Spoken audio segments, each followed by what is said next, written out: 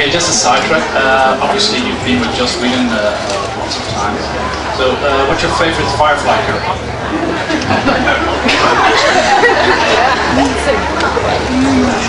I think Adam's character, because you know he's a jerk.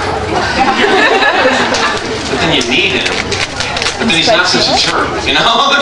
Like, I don't know if I like him, but I think I'd want that character on my ship. But then you think, maybe no, maybe he's just going to make it all explode and stuff. So I like those characters where you really don't know what peg to put him in, what hole to put that peg. The ambiguity. Yeah, I like it. What's your favorite? Jay. Yeah, that was a good series. I didn't get to watch it all because I was filming the other series. Like, the only way I ever got to see Buffy at all was they gave us tapes. Otherwise, I'd still be just watching the DVDs. Yeah. Joss was like, "Did you see Firefly last night?" Like, "No, I was working for you."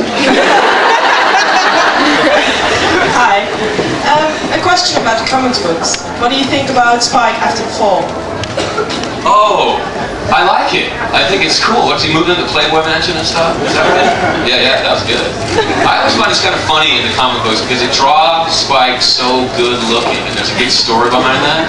Because when I got to LA, I was bemoaning the fact that I was no longer producing theater and that my job description had shrunk down.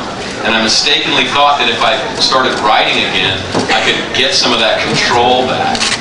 And I found out how little power writers have in Hollywood completely. So I wrote this comic book for Dark Horse about Spike and Drew, and I conceived it as a twisted romance, but they drew it as a gothic horror. And I didn't really care that Spike was being drawn in a really kind of twisted way, but they did that to Julia, and it doesn't look like her, man. She's a woman, man. And so I had to go explain to her how I got this ball rolling that ended up making her look like that. And so I made a big stink to Dark Horse, and they finally admitted that the reason that they chose us was we were the only characters that were popular enough for a comic book, but didn't have the legal protection of the rest of the cast.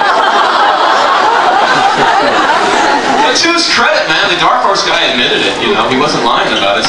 So I have refused to write for them again. And I think they're getting me back by, oh, make him pretty. Make sure they don't, Well, now you've seen the anime of Dragon Ball. What do you think of the storyline of the film?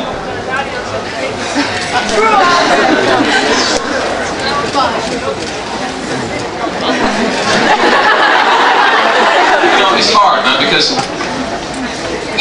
the mythology around Dragon Ball is so complex, and I can say that I wish that it was better handled, but then if I try to come up with my idea about how to fix that within a 2-hour movie, hour and a half, 2-hour movie, I don't come up with better ideas rather than simplifying it down to the barest thread that was simplified that Jim did with the script.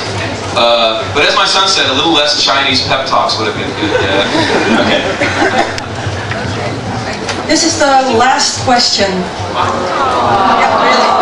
Mine is Maya. So who gets the last question? Last question. Mine to come back to Torchwood. When am I coming back to Torchwood? I don't understand the BBC, man.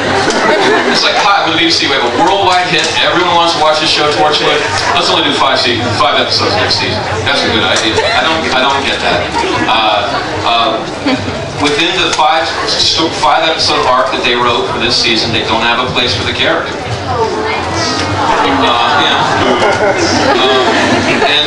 And if they keep going, then I've got a really good relationship with everybody down there. So if they keep going, I'm sure I'll be back. But that's all contingent on if the BBC wants to continue to have a worldwide hit. I don't get it. I really don't get it. I miss them terribly. They're a really cool group of people. And Cardiff is like that. Yeah. Go visit Cardiff. All right, guys. I hope I see you later on.